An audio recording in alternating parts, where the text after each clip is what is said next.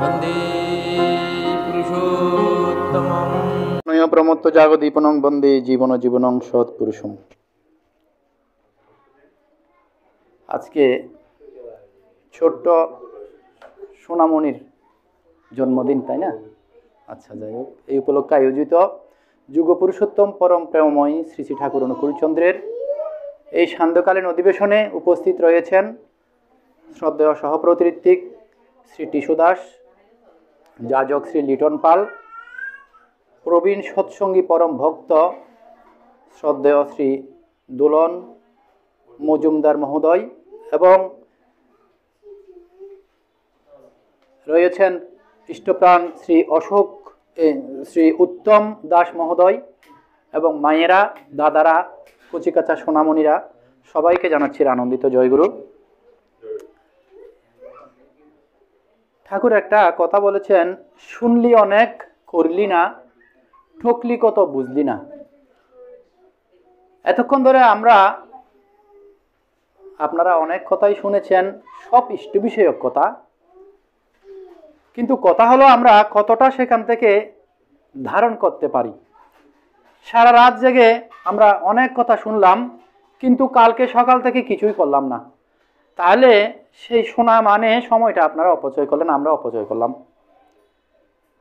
শ্রীমদ্ ভগবদ গীতার একটা বাণীতে আছে, বহুনাং জন্মনামন্তে জ্ঞানবান প্রপদ্যন্তে বাসুদেব সর্বমিতি সমহাত্মা সুদুর্লভ। বহু জন্মের পরে সেই বসুদেবের পুত্র বাসুদেবকে চিনতে পারা যায়। তিনি বলেছেন যে আমি যখন মনুষ্য দেহ ধারণ করে পৃথিবীতে আসি, তখন আমাকেও সাধারণ মানুষ ভেবে অবজ্ঞা করে। একথা বলেছেন পরম পুরুষ শ্রীকৃষ্ণ। শ্রী শ্রী ঠাকুর অনুকূলচন্দ্র এখন থেকে 137 বছর আগে বাংলাদেশের পাবনা জেলার হিমায়তপুর গ্রামে পিতা শিবচন্দ্র চক্রবর্তী এবং মাতা মনমোহিনী দেবীর গড় আলোকিত করে তিনি এই ধরাধামে এসেছিলেন। তার আসার একটা কারণ রয়েছে, কারণ তিনি আমাদের কাছে প্রতিজ্ঞাবদ্ধ ছিলেন। সেই দাপর যুগে তিনি বলেছিলেন, যদা যদা হি ধর্মস্য গ্লানির ভবতি ভারত অভ্যুত্থানমধর্মস্য তদাত্মানং সৃজম্যহম পরিত্রাণায় সাধুনাম বিনাশায়শ্চ দুষ্কৃতাম ধর্ম সংস্থাপনার্থায় সম্ভবামি যুগে যুগে। এটা হচ্ছে শ্রীকৃষ্ণের বাণী। তিনি শ্রীমদ্ ভগবদ গীতার 4th অধ্যায়ে এই কথাটা তিনি বলেছিলেন। তাই তিনি আমাদের কাছে তিনি প্রতিজ্ঞাবদ্ধ, অর্থাৎ তিনি বলেছেন যে আমি যখন ধর্মের গ্লানি হবে, যখন পৃথিবীতে অধর্ম বেড়ে যাবে, মানুষ ইষ্টমুখী না হয়ে প্রবৃত্তিমুখী চলনে চলবে, তখন আমার আসার প্রয়োজন, আমার আসা অনিবার্য হয়ে ওঠে। তখন আমি পৃথিবীতে আসি, আমি এসে দুটো কাজ করি। একটা কি, সেই যারা বিপদগামী মানুষগুলোকে, যারা অধর্মের পথে চলে, সে দুষ্কৃতিকারীদের বিনাশ করি, সাধুদের পরিত্রাণ করি, আর ধর্মকে পুনঃ সংস্থাপন করি। তাহলে তিনি শ্রীকৃষ্ণ একথা বলেছিলেন, কিন্তু তিনি সেই তারই ধারাবাহিকতায় তিনি এসেছেন এই যুগে শ্রী শ্রী ঠাকুর অনুকূলচন্দ্র হয়ে। কিন্তু তিনি এই যুগে এসে বললেন, ধর্ম যখন বিপাকী বাহনে ব্যর্থ অর্থে দায়, পুরন পুরুষ তখনই আসেন পাপী পরিত্রাণ পাই। কেন সে কথা তিনি বললেন? তিনি তো বলছেন আমি পাপীদের বিনাশ করি। আবার তিনি সেই কলির শেষার্ধে তিনি এসে এই কথা কেন বললেন যে আমি পাপী পরিত্রাণ পাই? কারণ সেই দাপর যুগ তো এখন নেই, কালের আবর্তনে সেই সময় এখন নেই। তখন সত্যযুগে মানুষের আয়ুষ্কাল ছিল 400 বছর, মানুষ অনেক দিন বাঁচতেন, সাধন ভজন করতেন, সবাই 16 আনা মানুষই ছিল ইষ্টমুখী, ঈশ্বরমুখী, সাধন ভজন করতেন, সেই সত্তাকে বর্ধনের দিকে নিয়ে যেতেন। কিন্তু এখন সেই সত্তাকে ক্ষুণ্ণ করে হলেও তার প্রবৃত্তি চরিতার্থ করার জন্য এমন কোনো অপকর্ম নেই, আমরা করি না।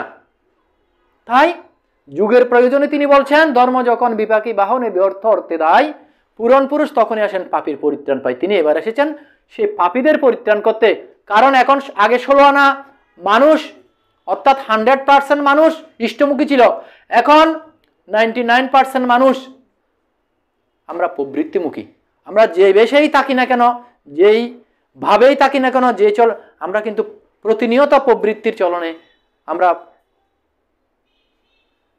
চলি। আমাদের সেই প্রবৃত্তিকে নিয়ন্ত্রণ করার জন্য তিনি কিছু বিধান আমাদেরকে দিয়ে গেছেন। শ্রী ঠাকুর অনুকূলচন্দ্র সেই প্রবৃত্তি, কাম, ক্রোধ, মোহ, লোভ, মদ, মাৎসর্য এগুলা দিয়েই মানুষটা সৃষ্টি হয়, কারণ এগুলা না থাকলে মানুষটা জড় পদার্থ হয়ে যাবে। তাই এগুলো মানুষের মধ্যে থাকবে, কিন্তু এইগুলাকে আমাদেরকে নিয়ন্ত্রণ করতে হবে।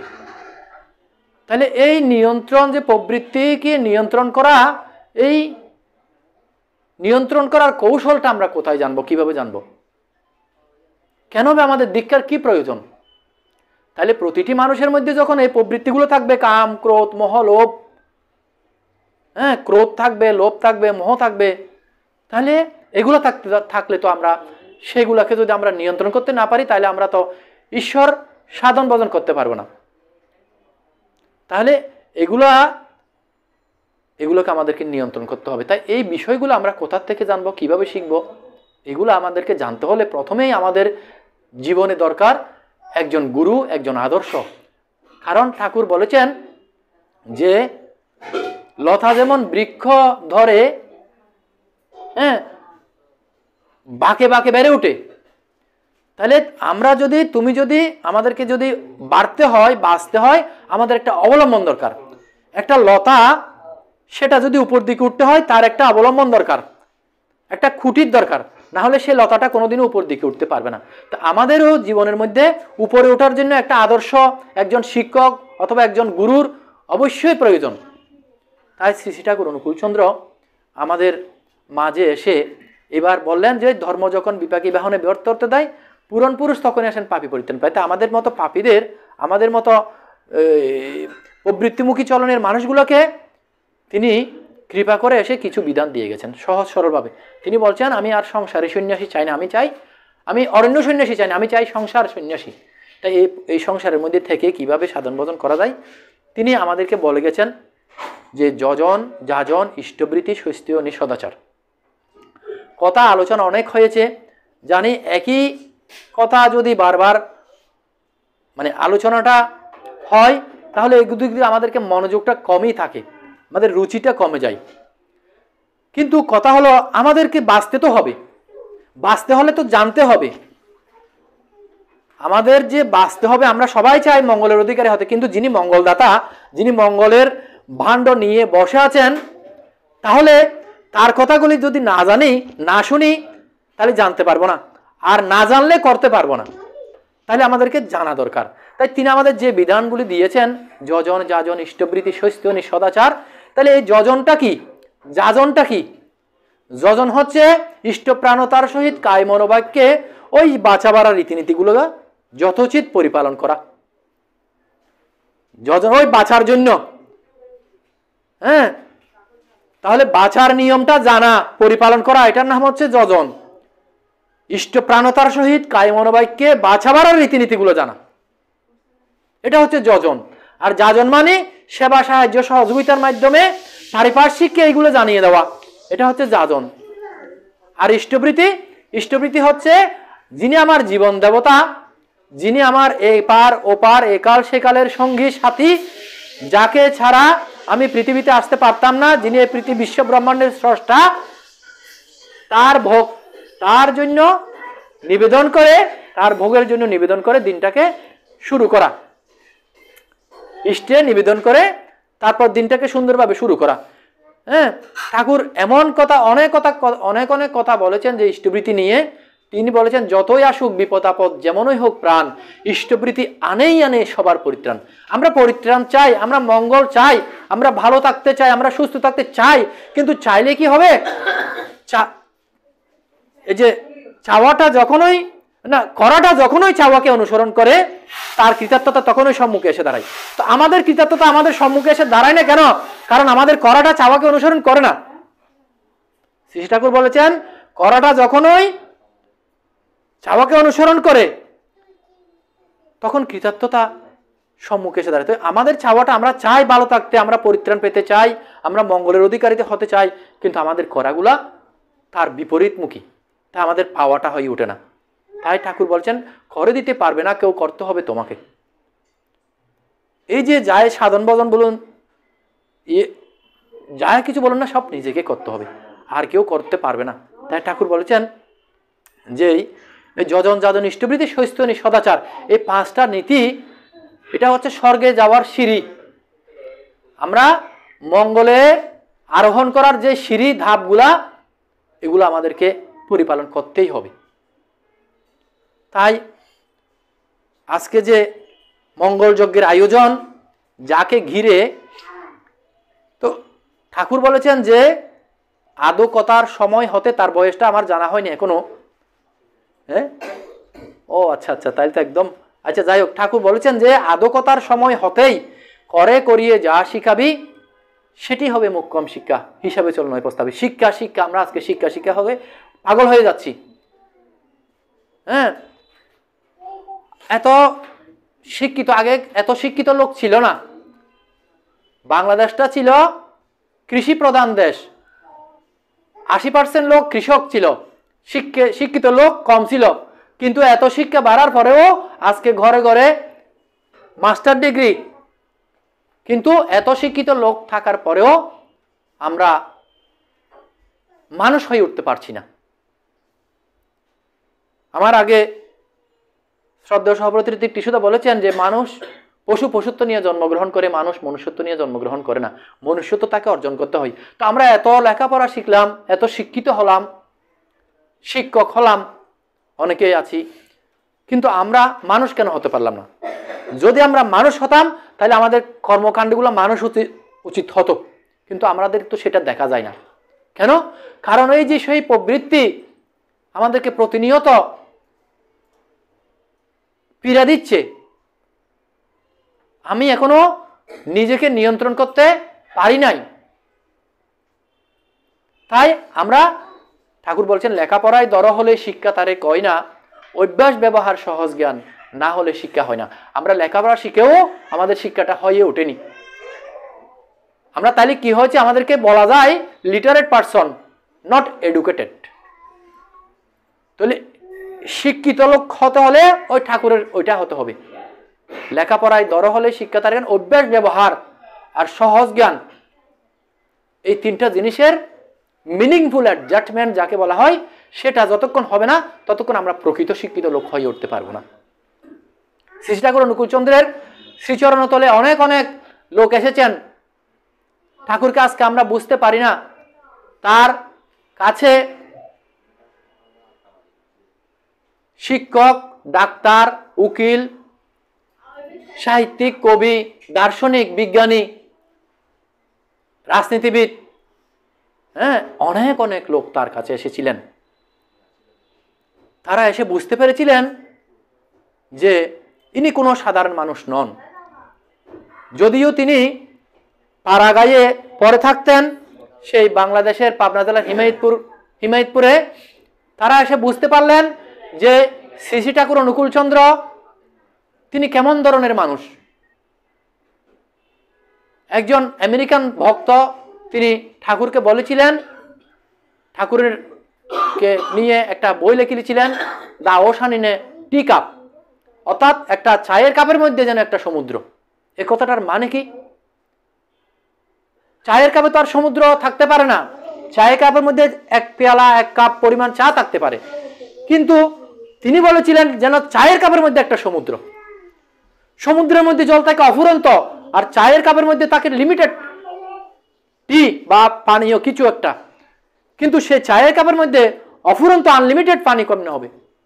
এই তুলনা তিনি করেছিলেন শ্রী ঠাকুরকে। দেখা যায় একটা পেয়ালা পরিমাণ, অর্থাৎ একটা মানুষ, নরদেহধারী একটা মানুষ, কিন্তু তার জ্ঞান ভাণ্ডার অফুরন্ত। ওই যে বললাম, রাজনীতিবিদ, দার্শনিক, সাহিত্যিক, বিজ্ঞানী, উকিল, বৈদ্য, মহাজন, ডাক্তার, শিক্ষক, অনেক অনেক পেশার লোক তার কাছে এসেছিলেন বটে। যে লোকে এসে তার কাছে, হ্যাঁ, সেই তাকে তিনি সেই উপদেশ, সেই বিষয়ক উপদেশ, সে বিষয়ক জ্ঞান তিনি তাকে দিতেন। সে তাহলে তার যিনি প্রবেশিকা পরীক্ষায় দিলেন না, অর্থাৎ এখন যেটাকে এসএসসি বলা হয়, সেই রকম একটা লোক এত জ্ঞানের অধিকারী কিভাবে হতে পারে?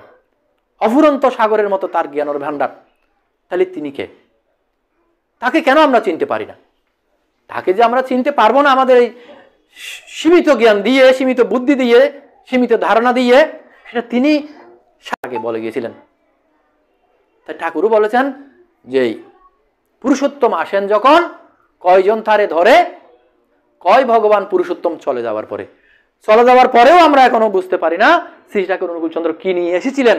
তিনি বলেছেন যে আমি যা দিয়ে গেলাম গদ্যে পদ্যে ছড়াই ছন্দে, 10,000 বছর আমি না আসলেও চলবে, তোরা আমার সাথে কথা বলতে পারবি। তো কথা কিভাবে বলতে পারবে?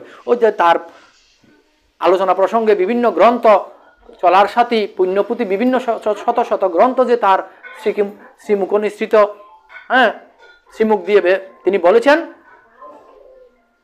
সেখান থেকে আমরা তার সাথে সেই বইগুলো যদি আমরা অধ্যয়ন করি। তাই ওই যে একটা কথা বলেছিলাম, তার একটা বলেছিলাম, ধর্ম যখন বিপাকী বাহনে ব্যর্থ অর্থে দায়, পুরন পুরুষ তখন এসেন পাপী পরিত্রাণ পাই। তিনি বলেছেন আমার বাণীগুলো আমার জীবনের বাস্তবায়িত রূপ। এগুলো কোনো ছন্দ ছড়া, এমনি এমনি কোনো ছন্দ ছড়া নয়। লিখে দিলেন, হ্যাঁ, বিভিন্ন হাজার হাজার বাণী, এই সব বাণী তার চরিত্রগত, যার কারণে তিনি এগুলো বলেছেন। তো এটা কি বাণী বললেন তিনি? ধর্ম যখন বিপাকী বাহনে ব্যর্থ অর্থে দায়, পুরন পুরুষ তখন আসেন পাপী পরিত্রাণ পাই। তো পাপী যে পরিত্রাণ পেয়েছে তার উদাহরণটা তার জীবনের মধ্যে কি? সেরকম অনেক অনেক উদাহরণ রয়েছে, শত শত উদাহরণ তার জীবনের মধ্যে রয়েছে। সেরকম অনেক দুষ্কৃতিকারী লোক, অনেক ডাকাত, অনেক চোর, অনেক মদখোর, অনেক গাঁজাখোর, অনেক বদমাইশ তার কাছে এসেছিলেন। সেজন্য সৎসঙ্গের আশ্রমের মানুষে সমালোচনা করত। আশ্রমের মধ্যে থাকে সাধু সন্তরা, সাধকরা, কিন্তু সৎসঙ্গ নাম দিয়েছে, কিন্তু মন্দিরে এসে আশ্রমে থাকে যত সব দুষ্কৃতিকারী লোক। এটা কি আশ্রম বানিয়েছেন সৎসঙ্গ নাম দিয়ে? এখানে দেখি তখন এগুলো নিয়ে সমালোচনা করত। হ্যাঁ, সেরকম অনেক লোক থাকতো। একজন লোক সেই থাকতেন, ওই যে এই হেমচন্দ্র মুখোপাধ্যায়। হেমচন্দ্র মুখোপাধ্যায় ছিলেন একজন কবি, হেমকবি। তিনি অনেক জ্ঞানের অধিকারী ছিলেন। তিনি এক একটা অনুষ্ঠানে যেতেন, কত কথা করতেন, বিভিন্ন করতেন, অনুষ্ঠানাদি করতেন, তাকে বড় বড় লোকরা নিয়ে যেতেন। বড় বড় লোক বলতে উদাহরণ দিলে বোঝা যাবে, স্যার আশুতোষকে আমরা সবাই জানি, সেই শ্রেণীর লোকটা পর্যন্ত তাকে নিয়ে যেতেন তার ওই কত কথাগুলো শোনার জন্য। তো সেরকম একজন জ্ঞানী ব্যক্তি কবি হেমচন্দ্র মুখোপাধ্যায়, কিন্তু তার এত কিছু থাকার পরেও তার ভাণ্ডের মধ্যে কিন্তু কিছুই তিনি সঞ্চয় করতে পারলেন না, কারণ তার সে ভাণ্ডের তলা দিয়ে ছিদ্র ছিল। আপনি একটা কলসির মধ্যে যত জল ঢালেন, কিন্তু নিচে যদি একটা ফুটো থাকে সব জলে বেরিয়ে যাবে। তা তার জীবনের মধ্যে তার ওই ফুটা ছিল, কারণ তিনি হ্যাঁ, তিনি মদ খেতেন। এত গুণ থাকার পরেও তিনি জীবনে কিছু করতে পারেন নাই। তিনি ওই মাতাল হয়ে জীবনটা কাটিয়ে দিলেন। একদিন কুষ্টিয়ার এক ডাক্তার কাছে মুখে তিনি শুনতে পেলেন যে পাবনা জেলার হিমায়তপুরে, ওই হিমায়তপুর গ্রামে ওই অনুকূলচন্দ্র নামে এক ঠাকুর, তার কাছে অনেক অনেক বিভিন্ন লোকজন আসেন। হ্যাঁ, তো চলো, ওই তার বন্ধু তখন বললেন চলেন যাবেন। তো দুই বন্ধু একদিন গেলেন সেখানে। তিনি যাওয়ার পর তিনি সেদিন আরো ঠাকুর যে বলে তাকে, তিনি তাকে পরীক্ষা করার জন্য আরো একটু বেশি করে মদ টদ খেয়ে গেলেন।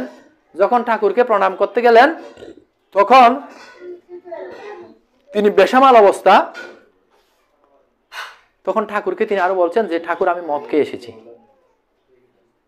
দেখুন কেমন লোক, মদ তো খেয়ে গেছেন একজন ওই ঠাকুরের কাছে, আরো তিনি বলছেন যে ঠাকুর আমি মদ খেয়ে এসেছি। তো ঠাকুর হাসি মুখে বলছেন, সে দাদা সে তো আপনার মুখের গন্ধ থেকে আমি বুঝতে পারছি। তখন ঠাকুরকে তিনি বলছেন যে ঠাকুর আমি যে মদ খেয়ে আসলাম, আপনি আমাকে ঘৃণা করছেন না? সে প্রেমময় ঠাকুর বললেন কেন ঘৃণা করব? আমার এক হাতে যদি গা হয় আর এক হাত কি সে হাতটাকে কেটে ফেলে দেবে? অর্থাৎ তিনি কি বললেন, আমি প্রত্যেক বহুরূপে সম্মুখে ফেলি কথা খুঁজিছে ঈশ্বর, যেজন জীবে প্রেম করে যেজন সেজন সেবিছে ঈশ্বর।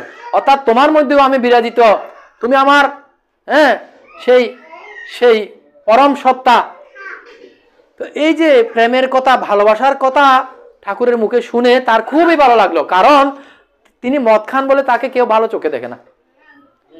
কিন্তু শ্রী ঠাকুর অনুকূল চন্দ্রের মুখে সেই কথা শুনে তার খুবই ভালো লাগলো। তিনি বললেন, ঠাকুর আমি আশ্রমে থাকতে চাই। তখন ঠাকুর বললেন, সে তো বেশ হবে। একজন মদখোর মাতাল ব্যক্তি, ঠাকুর বললেন সে তো বেশ হবে। তো তিনি আশ্রমের মধ্যে থেকে গেলেন, কিন্তু তার মদ খাওয়াটা চলতে লাগলো, মাতলামিটা চলতে লাগলো।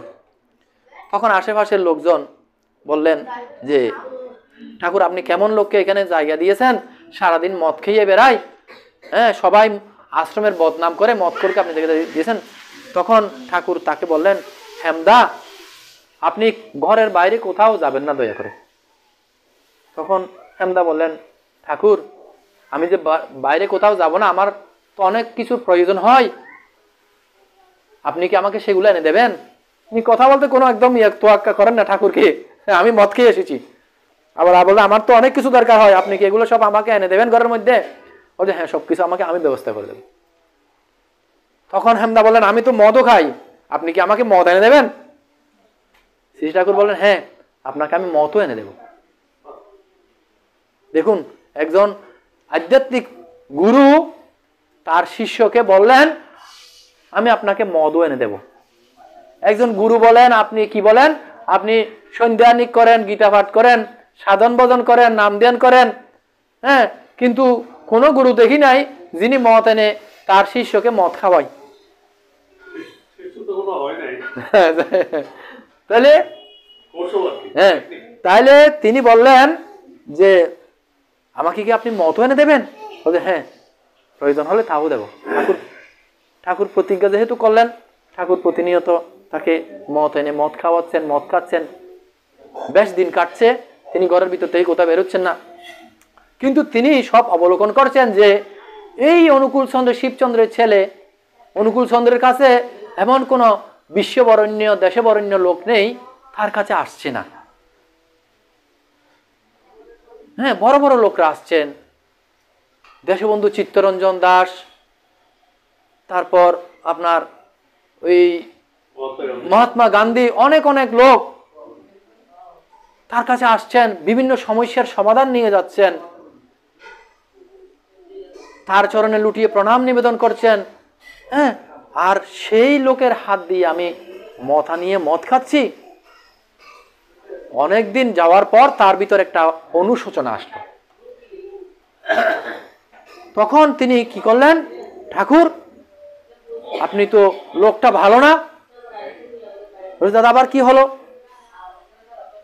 বলে যে আপনার কাছে এত বড় দেখে, আমি এখানে আসার পর দেখছি কত বড় বড় লোক আপনার কাছে আসছে, বিভিন্ন সমস্যার সমাধান নিয়ে আসছে, আর আপনি আমাকে মতা নিয়ে মদ খাওয়াচ্ছেন।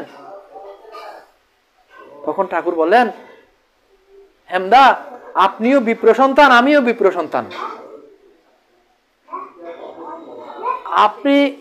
আমি কথা দিয়েছি আপনাকে মতা নিয়ে মদ খাওয়াবো। হ্যাঁ, তখন সেই হেমদা প্রতিজ্ঞা করলেন, না ঠাকুর আমি আজ থেকে মদ খাবো না, ঠাকুর আজ থেকে আমি আর মদ খাবো না। অথচ দেখুন সেই হেমদা অল্প বয়স থেকেই তিনি মদ ধরেছিলেন, আর নিজে নিজেই বলছেন আমি আর মদ খাবো না।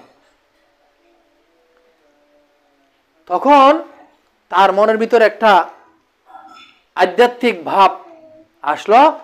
তিনি শুনতে পেলেন যে হিমালয়ের ওখানে বৌদ্ধ ঋষিরা সাধন ভজনের মাধ্যমে পূর্বজন্মের কথা জানতে পারে। তখন তিনি নিজে নিজে সিদ্ধান্ত নিলেন যে তিনি সেখানে যাবেন, হেমদা সেখানে গিয়ে সাধন ভজন করবেন। আর তিনি পূর্বজন্মে কি ছিলেন, তার জীবনটা এরকম দুর্বিষহ কেন হয়ে উঠল, তিনি সেটা জানবেন। তখন তিনি সিদ্ধান্ত নিয়ে একদিন প্রস্তুতি নিয়ে যাওয়ার জন্য ঠাকুরের কাছে বিদায় নিতে গেলেন। তখন ঠাকুর কে প্রণাম নিবেদন করে বললেন, ঠাকুর আমি ওইখানে যাব, ওইখানে গিয়ে ওই সাধন ভজন করবো, আমি পূর্বজন্মে কি ছিলাম আমি জানবো।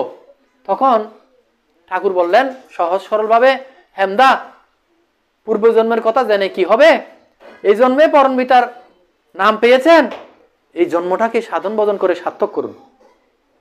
তখন ওই হেমদা তো তিনি দমার পাত্র নন, তিনি যেটা বলবেন সেটা করবেন।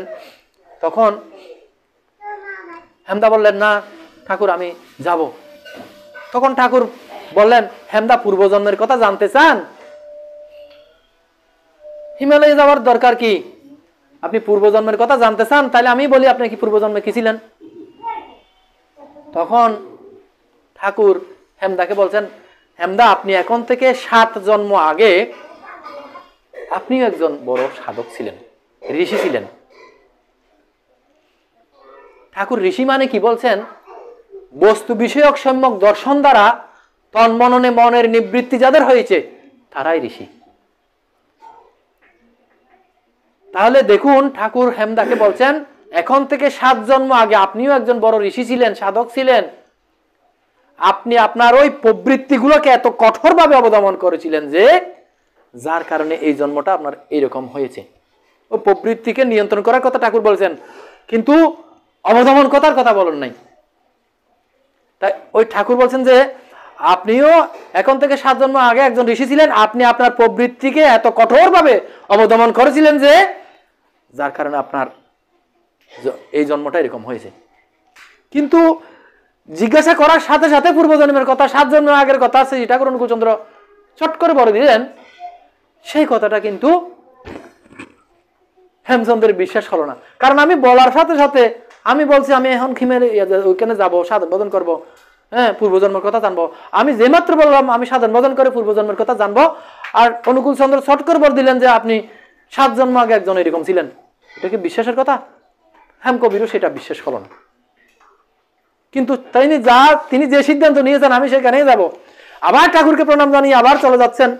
ঠাকুর না ঠাকুর আমি, কারণ ওই কথাটা তার তো মনে বিশেষ হলো না। আবার ঠাকুরকে প্রণাম জানিয়ে, ঠাকুর আমি সেখানে যাব। তিনি তো অন্তর্যামী ভগবান নারায়ণ। হ্যাঁ, এতদিনে তো তিনি নাম পেয়েছেন, তাই ঠাকুর বলছেন যে পরমপিতার এই জন্মের পরমপিতার নাম পেয়েছেন, এই জন্মটাকে এই নাম সাধন ভজন করে আপনি সার্থক করুন।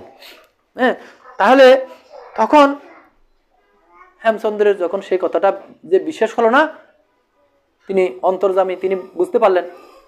তখন আবার যখন বলছেন আমি যাব ঠাকুরের কাছে অনুমতি চাইলেন, তখন ঠাকুর নিজেই বললেন যে হেমদা কথা বিশ্বাস হলো না তো, 7 জন্ম আগের কথা বললাম বিশ্বাস হলো না তো, তাহলে এই জন্মের কথাই কিছু বলি দাদা।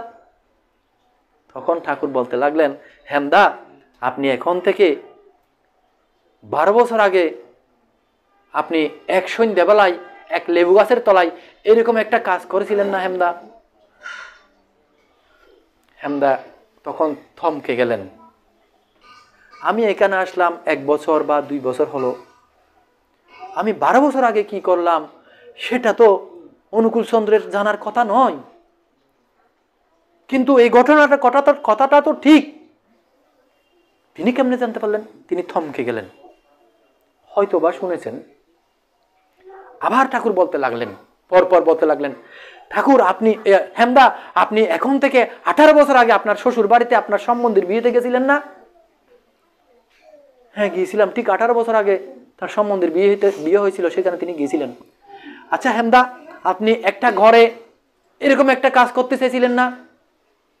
হেমদা তত্তর কাঁপতে লাগলেন, কারণ এই 2টা ঘটনা ভালো ঘটনা নয়, তার কুকর্মের কথা ঠাকুর বলতে লাগলেন। তখন হেমদা তত্তর কাঁপতে লাগলেন, ঠাকুর আর বলবেন না, আমি আর যাব না সেখানে, আমি আর যাব না, আমি আপনাকে বুঝতে পেরেছি, আমার আর সেখানে যাবার দরকার নাই, পূর্বজন্মের কথাও জানার দরকার নাই।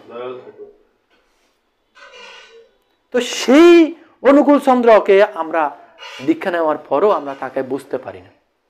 কেন? ঠাকুর বলছেন নিষ্ঠা না আসলে, বিশ্বাস না আসলে নিষ্ঠা আসতে পারে না, নিষ্ঠা না আসলে ভক্তি আসতে পারে না। তাহলে আমাদের তো এখনো দীক্ষা নিয়েছে, হয়তো তার প্রতি সেই বিশ্বাসটা এখনো আমাদের সঠিকভাবে আমাদের জন্মায়নি। তাই আমাদের মনটা বিচলিত, আমাদের প্রবৃত্তিগুলো অনিয়ন্ত্রিত, আমরা কোথাও গিয়ে শান্তি পাই না, স্বস্তি পাই না। তা ঠাকুর বলেছেন দেবতার পায়ে মাথা কুটিস, ফাঁকি দিয়ে বাগাতে মাল। ঠাকুর কি তোর এতই বেকুব, ফাঁকি দেখে নয় সামাল?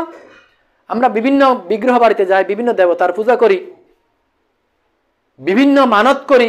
কেন? আমাদের ওই টার্গেটটা ফিল আপের জন্য। এই আমি যদি পরীক্ষায় ফাঁস করি, ভালো রেজাল্ট করি, তাহলে তোমাকে পূজা দেবো, মোমবাতি দেবো। আমি আর যদি এই ছেলের একটা ভালো ভাতৃ এনে বিয়ে করে দিতে পারি, আমার মেয়েটা যদি বিয়ে দিতে পারি, আমি যদি একটা জমি করতে পারি, আমি যদি একটা বিল্ডিং করতে পারি, তাহলে আমি এইটা করব। তাহলে মানবটা কি জন্য করি? দেওয়া নেওয়া। আমি যদি পাই তাহলে তোমাকে দেব। ঠাকুর কি ব্যবসা করতে বলেছেন? দেবতা কি ব্যবসা করতে বসেছেন? দেবতা কি দেব? তুমি আমাকে যা দেবে আমি তা দেব। আমি বেশিও দেব না, কমও দেব না। দেবতা।